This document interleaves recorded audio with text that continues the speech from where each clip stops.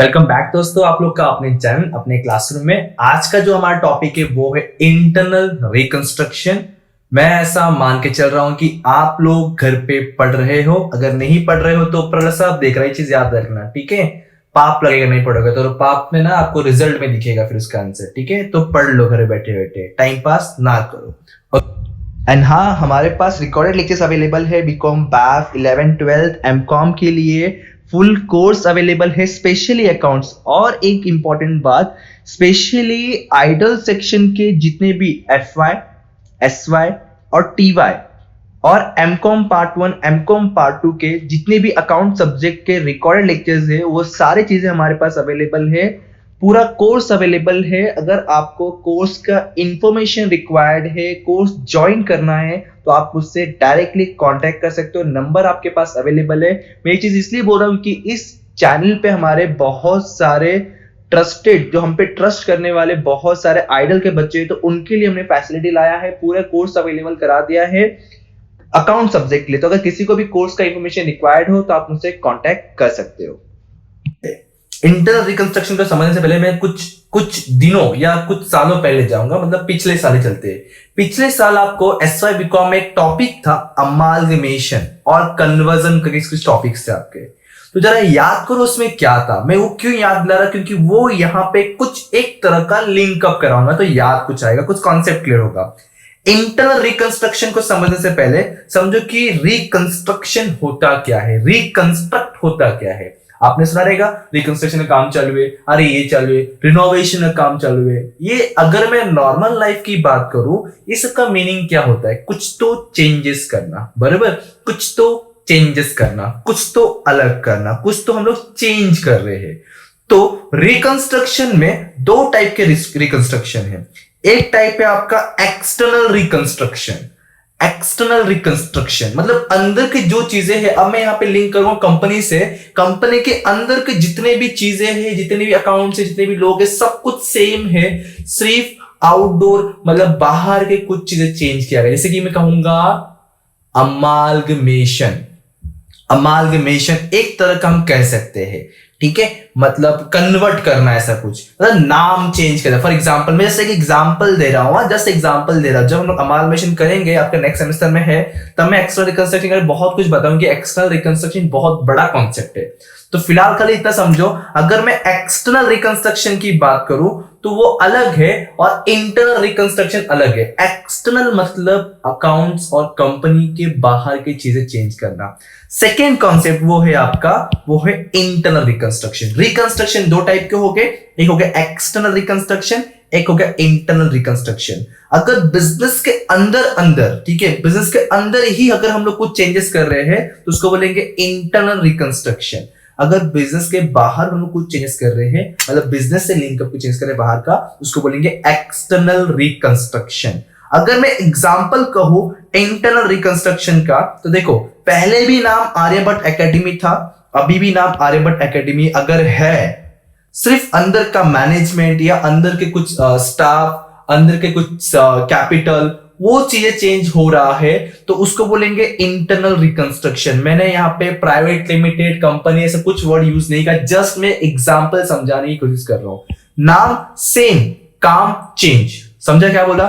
नाम सेम, अंदर का काम चेंज। बट एक्सटर्नल रिकंस्ट्रक्शन कहूं तो पहले तो आर्यभट्ट एकेडमी था और अभी नाम चेंज हो गया विजनरी एकेडमी। यहां पे काम सेम, नाम चेंज। समझा? यहां पे नाम सेम, काम चेंज, और यहां पे आपका नाम चेंज और काम सेम। मतलब अंदर का जो मैनेजमेंट है वो सब कुछ सेम रहेगा, ठीक है, लेकिन जो आउटडोर और चीजें कर रहा था, नाम यहां पे चेंज हो गया, तो उसको बोलेंगे एक्सटर्नल रिकंस्ट्रक्शन, इसको बोलेंगे इंटरनल रिकंस्ट्रक्शन।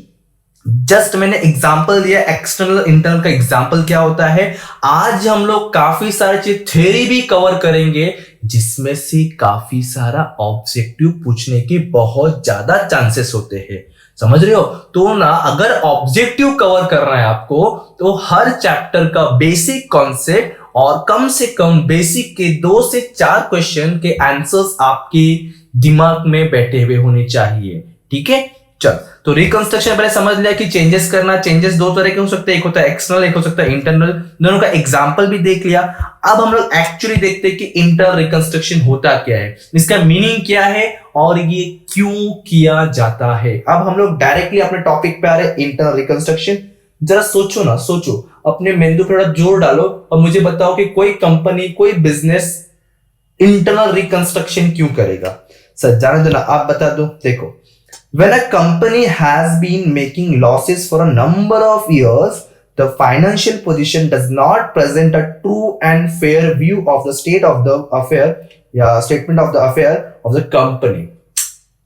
अरे ये जो बिजनेस है लगभग 4 5 6 सालों से लॉस में ही जा रहा है, लॉस ही बियर कर रहा है, तो सोचो ना कैसे कोई बिजनेस रुक सकता है, कैसे ग्रोथ करेगा जब लॉसेस में चल रहा है। तो इसलिए उनको मैनेजमेंट को चेंज करना पड़ेगा, अंदर शेयर कैपिटल्स में कुछ चेंजेस करने पड़ेंगे, कुछ तो सेक्रीफाइस में चेंज करना पड़ेगा, कुछ तो चेंजेस करेंगे ताकि वो जो लॉस को कवर कर सके, प्रॉफिट में कन्वर्ट कर सके। समझ रहे हो? तो जब कभी बिजनेस बहुत ज्यादा लॉस बेयर करना चालू करता है काफी सालों से, तो हमें इंटरनल रिकंस्ट्रक्शन करना पड़ता है। और एक रीजन क्या है, अगर हमारा जो फाइनेंशियल स्टेटमेंट है, जो बिजनेस स्टेटमेंट है, जो हमारा बैलेंस शीट कर सकता हूं, अगर वो फेयर करेक्ट व्यू नहीं दे रहा है, सही इंफॉर्मेशन नहीं पहुंचा पा, जैसे ओवर वैल्यूड अंडर वैल्यूड आएगा अभी, तभी भी हम लोग क्या करेंगे, इंटरनल रिकंस्ट्रक्शन करेंगे। क्या मैंने कहा, सच company the assets are overvalued. आप लोग 11 से पढ़ते आ रहे हो, ओवर वैल्यूड। ओवर वैल्यूड का मतलब क्या है, फॉर एग्जाम्पल आपके एसेट्स का वैल्यू ओनली 5 लाख है, बट बैलेंस शीट के एसेट में शो कर रहा है वो 6 लाख। सर ये कैसे हो सकता है? अरे होता है कभी कभी। तो यहां पे क्या बोल रहा है, 5 लाख का चीज 6 लाख दिख रहा है, मतलब आपका एसेट्स ओवर वैल्यूड, जितना वैल्यू है उससे ज्यादा ओवर शो हो रहा है।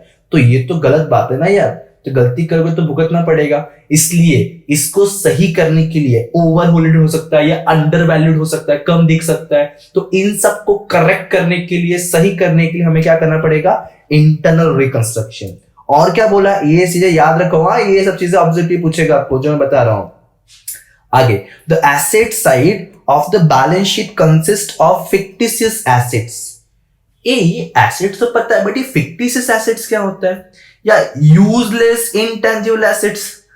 यूजलेस कुछ बच्चे होते बराबर, प्रोफेसर कह के बोलते तू यूजलेस है, तो वैसे ही एक हमारा बाहर पेंटिंग कर रहा है, अभी यूजलेस तो नहीं बोलूंगा, पेंटिंग कर रहा है वो, ठीक है। तो यूजलेस इनटेंजिबल एसेट्स क्या होगा, जरा बता। दो चीजें यहां पे देखो, एक फिक्टिशियस एसेट, एक इनटेंजिबल, यूजलेस इनटेंजिबल एसेट।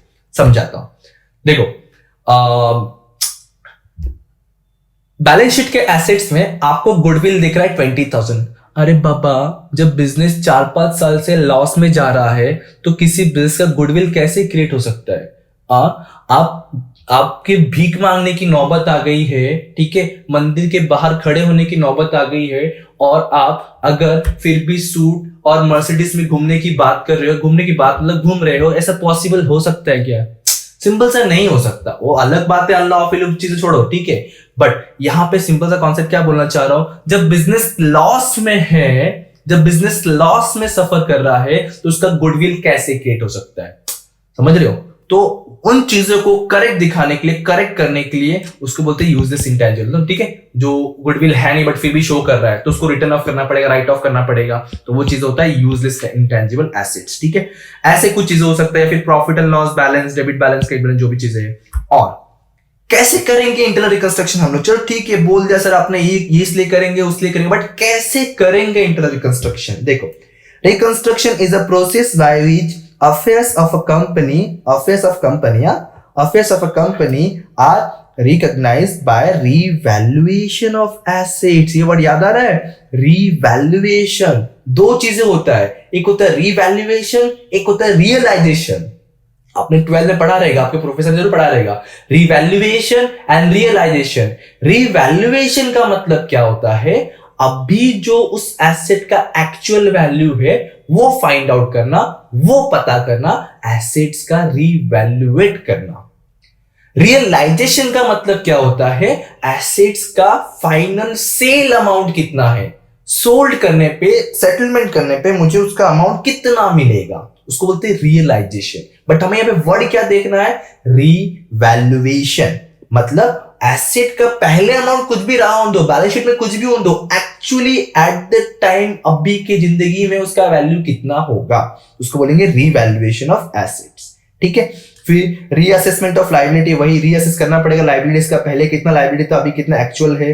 फिर जो भी आपका लॉसेस होगा, reducing the paid of capital, समझाता हूं देखो क्लियरली। मतलब सिंपल सा क्या करना है, हमें जो जो गलतियां हुई है या फिर जो जो करेक्ट नहीं दिख रहा है उसको करेक्ट दिखाना है, करेक्ट करना है, सही व्यू में लेकर आना है। और पॉसिबिलिटी हो सकता है जब लॉस होता है तो किसको बेयर करना पड़ता है, कंपनी के ओनर को, मतलब किसको, शेयर होल्डर को। तो यहां पे क्या बोला गया, शेयर कैपिटल के अमाउंट हो सकता है रिड्यूस करना पड़े, उनको कुछ सेक्रीफाई करना पड़े। तो वो सारी चीजें कर करके हम लोग क्या करने वाले हैं, इंटरनल रिकंस्ट्रक्शन करने वाले। ये समझता है क्या, दिमाग में जाता है इतना चीजें। हाँ ठीक है, इन चीजों को लिखते चलो। हाँ लिखोगे तो कुछ नहीं समझेगा, फिर ऐसे ही बस मैं रामायण सुना रहा हूं, आप रामायण सुन रहे हो और खत्म होते जा रहा है। तो इन चीजों को लिखते चलो, इसमें से ऑब्जेक्टिव पूछने के काफी ज्यादा चांसेस होते हैं। तो हमने मीनिंग भी देख लिया। अब देखते उसके बाद कि एक्चुअली इंटरनल रिकंस्ट्रक्शन में इंटरेस्ट कौन से टाइप के पूछ सकते हैं, या फिर हम लोग कैसे कैसे इंटर रिकंस्ट्रक्शन कौन से वे से कर सकते हैं। पहले देखो आपके सामने स्क्रीन में दिख रहा होगा कॉम्प्रोमाइज और अरेंजमेंट। कॉम्प्रोमाइज हम हमेशा करते हैं, कॉम्प्रोमाइज और अरेंजमेंट। जैसे कि ना फॉर एग्जांपल सामने ना क्रेडिटर है, ठीक है, सामने क्रेडिटर है, हम लोग company, always think as a company, जब अकाउंट करते हैं always think as a company. ठीक है, इन्वेस्टमेंट चैप्टर में बात खाली अलग होता है। तो अगर मैं कंपनी हूं या कंपनी का रिप्रेजेंटेटिव हूं और सामने मेरे बैठा है क्रेडिटर, ठीक है, फॉर एग्जांपल सामने बैठा है या क्रेडिटर, एक सामने क्रेडिटर है। अब ना मैं उसको पे करना बाकी है 5 लाख रुपीस, लेकिन ना मैं बोल रहा हूं देखना है कंपनी डूब रहा है, कंपनी लॉस में जा रहा है, कंपनी गया, कंपनी बर्बाद हो रहा है, मैं रोते जा रहा और 5 लाख से मैंने उसको अरेंजमेंट करते करते कॉम्प्रोमाइज करवाते करवाते 5 लाख से आ गया 3 लाख तक। समझ रहे हो, मतलब जहां मैं उसको 5 लाख पे करना था, अभी मैं उसको कितना पे करूंगा इन फ्यूचर, ओनली 3 लाख। कितना पे करूंगा, ओनली 3 लाख। तो कॉम्प्रोमाइज या फिर अरेंजमेंट कितने में हुआ, मतलब कितना कॉम्प्रोमाइज हुआ अपना 2 लाख का, तो एक्चुअली लायबिलिटी कितना हो गया अपना, सिर्फ 3 लाख का। तो वैसे ही कुछ और कॉम्प्रोमाइज या अरेंजमेंट हो सकता है, वो भी देखेंगे हम लोग आगे चल इंटरेस्ट में। ठीक है, नेक्स्ट क्या है आपका, गायब हो गया, आ गया, variation of share holder rights. सबसे दुखी कथा इनकी होती है बाबा, वेरिएशन ऑफ शेयर होल्डर। ठीक है, फॉर एग्जांपल आप एक प्रेफरेंस शेयर होल्डर हो और आपने देखा रहेगा ना 10% preference share holder, 12% preference share holder, 18% preference share holder. वो जो प्रेफरेंस शेयर होल्डर के पहले जो परसेंटेज होता है 12%, 10%, कोई मुझे बता सकता है क्या होता है, क्या होता है वो सर रेट ऑफ डिविडेंड होता है कि उतना % रेट ऑफ डिविडेंड उस प्रेफरेंस शेयर को मिलेगा, बरोबर। तो देखो, तो अब ना हम लोग ना ऐसा ना खुला बोलते ना, वो क्या बोलते हो, मतलब सोचते जा रहे हैं कि 18% डिविडेंड, वाओ 18% डिविडेंड, 18% डिविडेंड, और अचानक ने कंपनी ने अनाउंसमेंट क्या कर दिया कि तुम्हारा हो रहा है इंटरनल रिकंस्ट्रक्शन। मतलब क्या, जहां 18% आपको डिविडेंड मिलने वाला था, वो 18 को रिड्यूस करके 15 कर दिया, या मान लो 8 कर दिया डायरेक्टली सीधे। तो यहां पे हुआ क्या, पहले का डिविडेंड और अभी का डिविडेंड, मतलब पहले से डिविडेंड जो था उसको रिड्यूस कर दिया, कम कर दिया। क्यों, क्योंकि कंपनी के पास प्रॉफिट ही नहीं है तो दे ही नहीं सकता, इस रेट ऑफ डिविडेंड ही कम कर दिया। समझ रहे हो, रेट ऑफ डिविडेंड ही कम कर। तो यहां पे वो है जो राइट से शेयर होल्डर का डिविडेंड पाने का, उसमें वेरिएशन ला दिया, कम कर दिया। उसके बाद क्या है, अल्टरेशन ऑफ शेयर कैपिटल, बहुत ही इंपॉर्टेंट कॉन्सेप्ट है ये, समझ लो। अगर थ्योरी भी पूछता है उसमें से पूछता है काफी टाइम, ये सब्स नहीं है, खाली सब आएगा, एक वो ज्यादा है एस। ठीक है, सब डिवीजन और कंसोलिडेशन है, ये इंपॉर्टेंट है, ये सबसे ज्यादा इंपॉर्टेंट है। सब डिवीजन कंसोलिडेशन होता है क्या, देखेंगे हम लोग। मतलब ना 10 रुपए के शेयर्स को 100 रुपए कर दिया, 100 रुपए के शेयर्स को 10 रुपए कर दिया, तो वो चीजें सब डिवीजन बहुत सारे डिवाइड कर देंगे। कंसोलिडेट सुना ना, कंसोलिडेट करना मतलब बहुत सारे जगह से एक जगह पे आ गया, समथिंग जैसा देखेंगे हम आगे। ठीक है, डोंट वरी। फिर नेक्स्ट कॉन्सेप्ट क्या है, रिडक्शन ऑफ शेयर कैपिटल। जहां एक शेयर कैपिटल का, एक शेयर का वैल्यू 10 रुपीज था, उसको रिड्यूस करके 8 रुपीज कर दिया। समझ रहे हो, मतलब वैल्यू कम कर देना।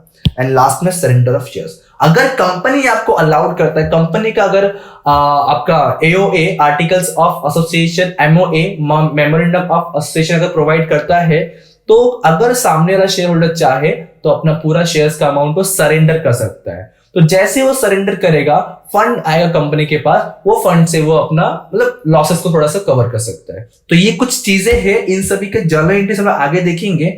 और ये चैप्टर पूरी तरह से जर्नल एंट्री के बेस पे, पूरी तरह से जर्नल एंट्री बेस पे है।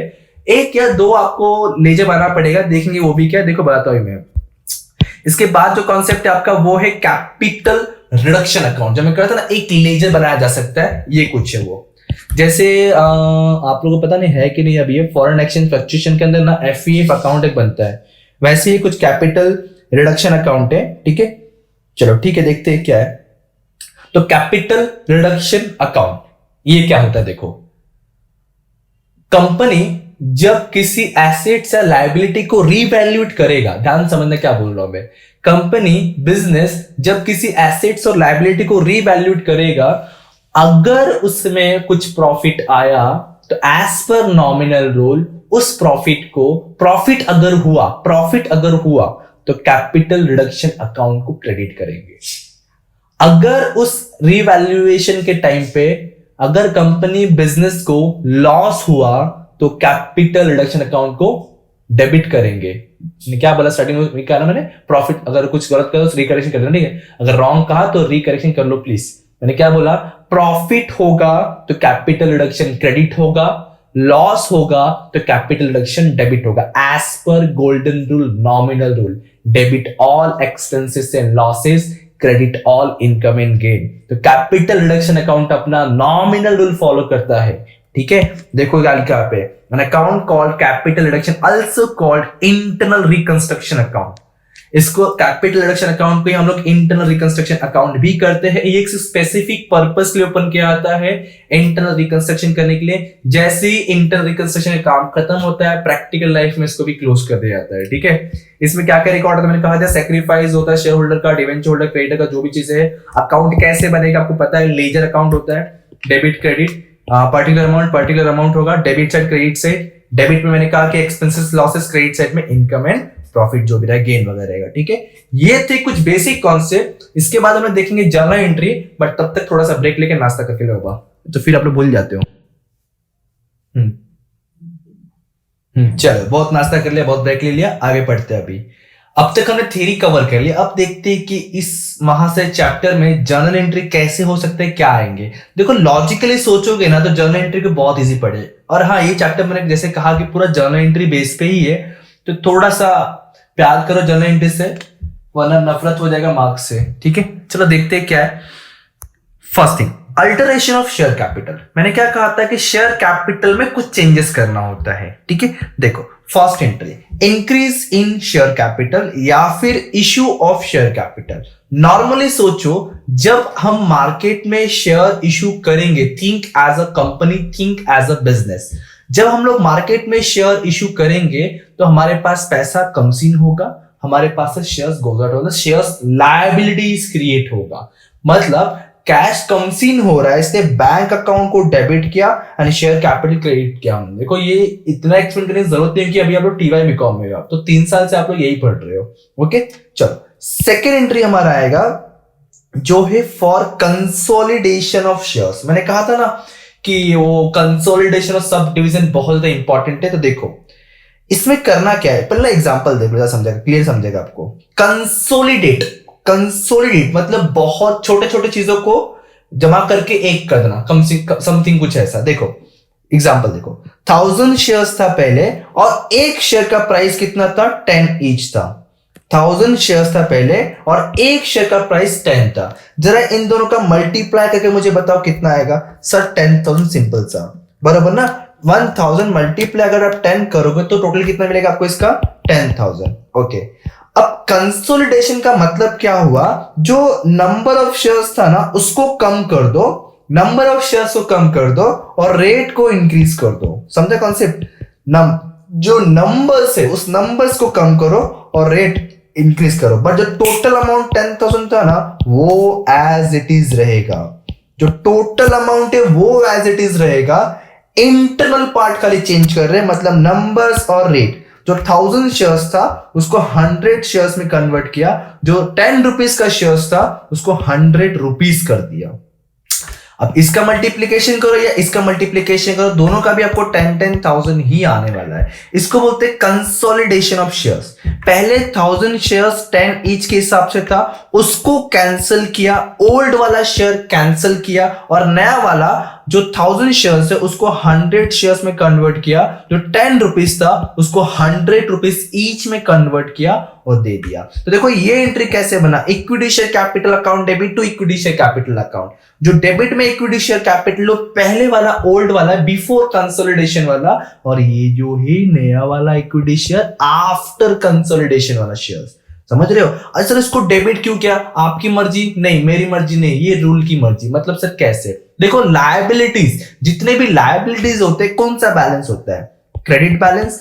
तो क्रेडिट बैलेंस को खत्म करने के लिए क्या करना पड़ेगा? डेबिट करना पड़ेगा। तो जो जूना वाला शेयर्स है उसको खत्म करना है, इसलिए हमने क्या किया है, जूने वाले शेयर्स को डेबिट कर दिया है। क्योंकि कैपिटल क्या होता है? लायबिलिटी होता है। लायबिलिटी कौन सा बैलेंस होता है? क्रेडिट बैलेंस होता है। खत्म करने के लिए क्या करेंगे? डेबिट करेंगे। समझा? और न्यू क्रिएट हो रहा है, इसलिए इसको न्यू को हमने क्रिएट में लिखा हुआ है। तो इक्विटी शेयर्स तो इक्विटी शेयर्स, ये हो गया कंसोलिडेशन। अगर मैं बात करूं सब डिवीजन का, सब डिवीजन ऑफ शेयर्स, इसमें क्या है जरा ध्यान देना। अब इसमें क्या हो रहा है? सब डिवीजन, सब डिवीजन मतलब और डिवाइड करते चलो, मतलब बढ़ा दो number of share. Sub division number of share divide करो, बढ़ाओ। जहां पे पहले 100 शेयर्स था अभी इसको कन्वर्ट कर दिया 1000 में। लेकिन अगर शेयर्स बढ़ेगा तो रुपीस कम होगा, रुपीस कम होगा तो शेयर्स बढ़ेगा। ये चीज याद रखना। देखो पहले 100 शेयर्स था, अब ये 1000 हो गया। जब 100 शेयर्स था तब एक शेयर का प्राइस 100 ईच था, लेकिन जैसे ये 1000 शेयर्स हो गया ना तो ये ईच कितना हो गया? 10। दोनों मल्टीप्लाई कर दो। पहले क्या करो, 100 मल्टीप्लाई 100 करो, आपको मिल रहा होगा 10,000, बरोबर।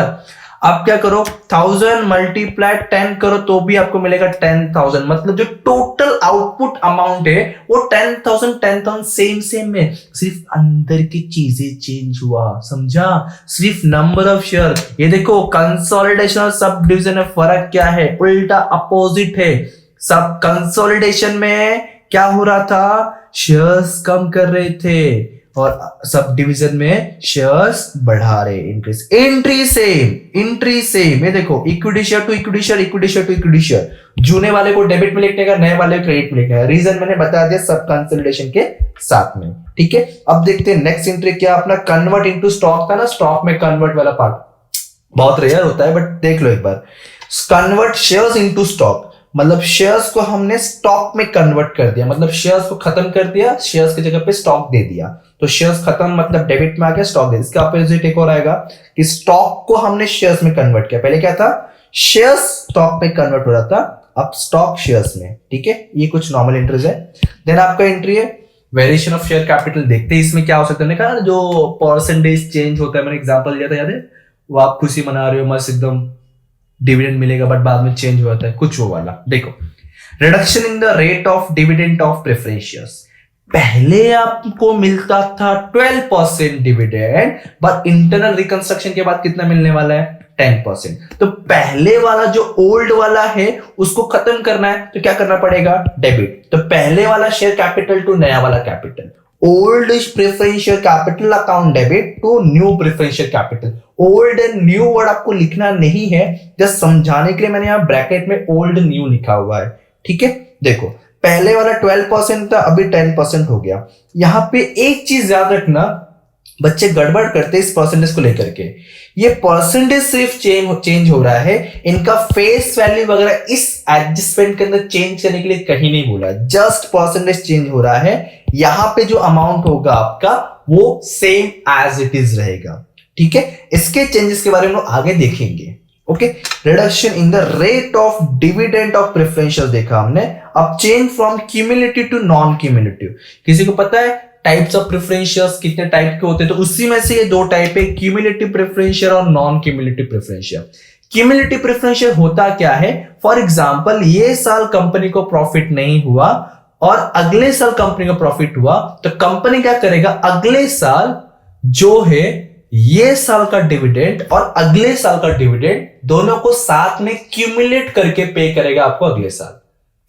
नहीं समझा, कंफ्यूज होगा। देखो मान लो पिछले 2 साल से कंपनी को प्रॉफिट नहीं हो रहा है, कंपनी हमें डिविडेंड नहीं दे रही है, और अगर हमारे पास क्यूमुलेटिव प्रेफरेंस शेयर है और आज ये साल में हमें प्रॉफिट हो गया तो कंपनी ये साल का तो डिविडेंड देगा ही देगा, साथ में 2 साल का हमें डिविडेंड नहीं मिला है वो भी मिलेगा। अभी कब मिलेगा, अगर आपके पास क्यूमुलेटिव प्रेफरेंस शेयर है तो। अगर नॉन क्यूमुलेटिव है, अगर कंपनी को 2 साल से प्रॉफिट नहीं हो रहा है तो दोनों साल का डिविडेंड नहीं मिलने वाला है।